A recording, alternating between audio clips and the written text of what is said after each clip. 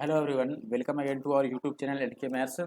दोस्तों, ये पेपर मैंने एक सॉल्व किया था। आप देखेंगे आईसीएआर का पेपर जैसे मैं सॉल्व कर रहा था, अभी भी आगे करूंगा ही, टाइम थोड़ा नहीं मिल पा रहा है। ठीक है, तो आईसीएआर का जो टेक्नीशियन का पेपर हुआ था किस डेट में दोस्तों? 2 मार्च को। ठीक है, 2 मार्च को जो पेपर लिया गया था फर्स्ट शिफ्ट का, उसको मैंने सॉल्व किया था और उसमें एक दो क्वेश्चन रह गए थे, और वो इसलिए रह गए थे क्योंकि वो स्लाइड्स में नहीं थे।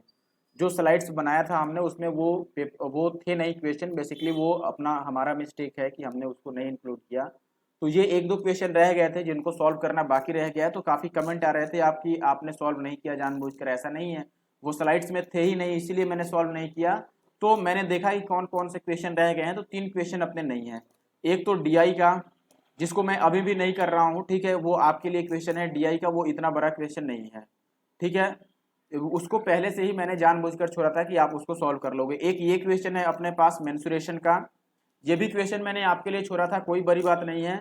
और एक ये क्वेश्चन है अपना पार्टनरशिप का। ठीक है, तो पार्टनरशिप का तो था ही नहीं स्लाइड में, तो ये तो अलग बात है। तो इसको मैं सॉल्व कर देता हूँ, पार्टनरशिप वाला और मेंसुरेशन वाला सॉल्व कर देता हूँ। डीआई वाला आपको खुद से सॉल्व करना है। ठीक है, और इस वीडियो का लिंक भी आपको उसी वीडियो के डिस्क्रिप्शन बॉक्स में मिल जाएगा, या आप जैसे चाहो देख सकते हो। ठीक है, तो चलो पहले मैं इसको एक बार सॉल्व कर देता हूँ। इसमें आपको कह रहा है कि the radius of the base of a right circular cone is 15 centimeter, the total surface area is 480 pi, what is the volume?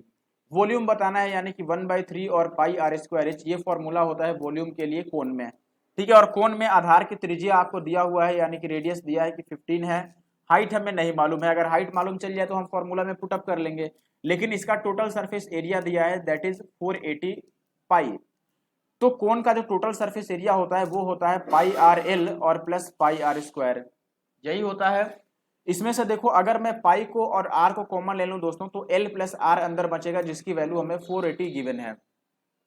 अब पाई के जगह पर अगर मैं वैल्यू पुट कर दूं कि पाई की जो वैल्यू 480 पाई ही है बेसिकली, तो पाई से पाई तो कैंसिल आउट हो गया। अब आर की वैल्यू हमें गिवन है कि आर 15 है, और अंदर आ गया दिस इज एल प्लस 15, और इधर आ गया 480। तो अगर मैं 15 से इसको काट दूं तो आप बोलोगे कि 15 तिया 45 और 15 दुना 30। तो एल की वैल्यू कितना आ गया? 32 में से 15 घटा दो तो ये 17 आ गया। ठीक है, अब देखो एल कितना है अपने पास? 17 है। आर कितना है अपने पास? 15 है। तो एच कितना होगा? 8 15 17 का आपको मालूम होगा ट्रिपलेट। तो अगर एक 15 है एक 17 है, 17 और 15, तो अगला 8 होगा, यानी कि हाइट कितना होगा अपने पास? 8। और यहाँ पे अब रख दो, तो ये होगा 1/3 पाई, तो चाहिए ही चाहिए, आंसर में ही पाई है। आर स्क्वायर यानी कि 15 और इंटू 15, और एच के जगह पर हमने 8 रख दिया। ठीक है, तो यहाँ पर अगर आप कैंसिल करोगे तो ये 3 से कटेगा, 3 पचे 15, तो 15 अटे 120, और 12 पचे 60, यानी कि ये 600 पाई आएगा। क्लियर है ना? तो ऑप्शन थर्ड जो है वो सही आंसर है। अब आता हूं मैं इस पे, जो अपना पार्टनरशिप वाला क्वेश्चन है, ये भी कोई बड़ा तीर नहीं है।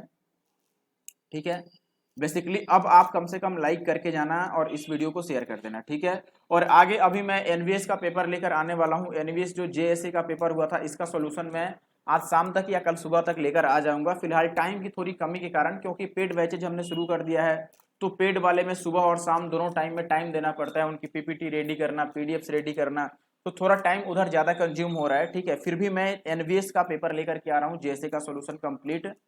ठीक है, और इसके साथ साथ आईसीएआर का भी सोल्यूशन चलता रहेगा। और जो एमटीएस करते हैं दोस्तों, तो एमटीएस का मैंने बहुत सारा शिफ्ट सॉल्व कर रखा है। ठीक है, कम से कम 20 से ज्यादा शिफ्ट सॉल्व कर दिया है, 27-28 के आसपास शिफ्ट सॉल्व कर दिया है, और बस 10 या 12 शिफ्ट रह गए थे, तो वो सारे रिपीटेड क्वेश्चन थे, इसीलिए मैंने छोड़ दिया कि अगर आप सही में पढ़ते हो तो आप कर ही लोगे। लेकिन अगर आपको उसका भी सोल्यूशन चाहिए तो मैंने 100 रुपए के लिए उसको रख दिया था कि 100 रुपए पेड करके उसका आप वीडियो सोल्यूशन ले सकते हो। ठीक है, इसमें भी लोगों को बड़ी बात लगी और लोग कमेंट करने लगे इधर उधर। ठीक है, अगर आप नहीं चाहते हो तो आप खुद से सॉल्व कर लो, क्योंकि मैंने 27 शिफ्ट सॉल्व कर रखा है, बस 12 शिफ्ट नहीं किया। तो वो तो आप एज इट इज उसके जैसा कर सकते हो, क्योंकि बाकी क्वेश्चन रिपीटेड हैं। और फिर भी आपको चाहिए तो आप 100 रुपए पेड करके ले सकते हो। ठीक है, यूट्यूब पर ही आपको क्लास उसकी मिल जाएगी पेड करने के बाद। ठीक है, चलो इस क्वेश्चन को मैं सॉल्व कर रहा हूँ। इसको निगेटिव में बिल्कुल भी ना लें आप। अगर निगेटिव में अगर पेड करना ही रहता तो फिर मैं आईसीआर को भी पेड कर देता ऐसे, फिर जैसे जो एनवीएस है सबको पेड ही कर देता। ठीक है, पेड के लिए मैंने फाउंडेशन बैच रख रखा है, प्रैक्टिस बैच रख रखा है, आप उनको ले सकते हैं। देखो क्वेश्चन क्या है, मैं हिंदी में भी एक बार समझा देता हूँ। क्वेश्चन है कि ए और बी ने मिलकर के एक बिजनेस शुरू किया, और बिजनेस में उनकी पूंजी का जो अनुपात लगा वो 9:13 का लगा। ठीक है, और ये इस बात पर राजी हुए कि जो प्रॉफिट होगा यानी कि लाभ होगा उसको उनकी पूंजी के यानी कि जो उन्होंने इन्वेस्ट किया है अपने निवेश के अनुपात में ही लाभ को बांटेंगे। लेकिन क्या है कि सी भी इस बिजनेस को ज्वाइन करना चाहता है और वो ज्वाइन करने के लिए एक कंडीशन रखता है ए बी के साथ कि अगर सी ज्वाइन करेगा तो ए बी सी में जो प्रॉफिट है यानी कि लाभ है वो बराबर बराबर बंटेगा। ठीक है, और इसके लिए सी ने एक पैसा, देखो सी ने क्या किया कि 3,08,000 रुपया इन दोनों को दे दिया, किसको, ए और बी को दे दिया कि लो भाई ये पैसा रख लो और हमें भी बिजनेस में शामिल कर लो। ठीक है, और ये पैसा देकर के वो बिजनेस में शामिल हो गया। तो ये बोल रहा है कि ये जो पैसा 3,08,000 दिया है उसमें बी का कितना हिस्सा हुआ। देखो जरा सिनेरियो समझना कि इसमें क्या है, आर्गुमेंट समझना। ये ए और बी हैं और इन्होंने कितना कितना पैसा लगाया, 9 और 13 के रेशियो में पैसा लगाया। ठीक है, अब देखो इसमें सी ने पैसा लगाया नहीं है।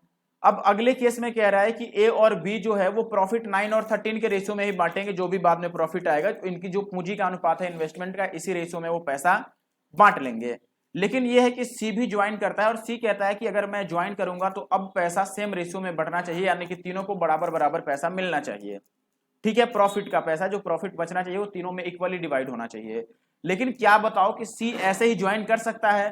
तो ये ए और बी बोले कि नहीं भाई हमने तो इन्वेस्ट किया है और आप बाद में आ रहे हैं तो आपको हम क्यों शामिल कर लें।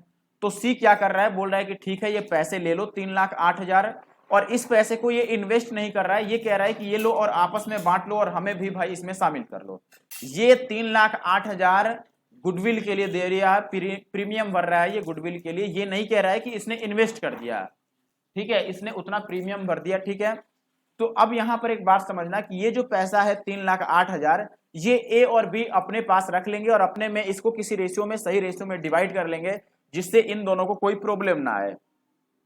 तो अब समझना कि इस केस में हम करने वाले क्या है। बेसिकली सबसे पहले 3 बराबर हिस्सों में अगर बांटना है तो हम इसको 3 से मल्टीप्लाई कर देते हैं कि ये इजी हो जाए। अगर मैं 3 से मल्टीप्लाई कर दूंगा तो आप बोलोगे कि ए और बी का जो रेशियो है ये 9×3 = 27 और 13×3 = 39 होना चाहिए था। ठीक है, और टोटल पैसा यहाँ पर कितना है तो आप बोले कि देखो 13 और 9 3 22 और 66, यानी कि टोटल पैसा 66 हुआ। बात समझ रहे हो? टोटल जो प्रॉफिट है, ध्यान देना अपने पास, टोटल प्रॉफिट कितना हुआ, आप बोलेंगे 66 यूनिट का हुआ। और अभी भी हम 9 और 13 के रेशियो में ही इनको पैसा दे रहे हैं। लेकिन जब सी शामिल होगा तो तीनों को बराबर बराबर पैसा मिलेगा।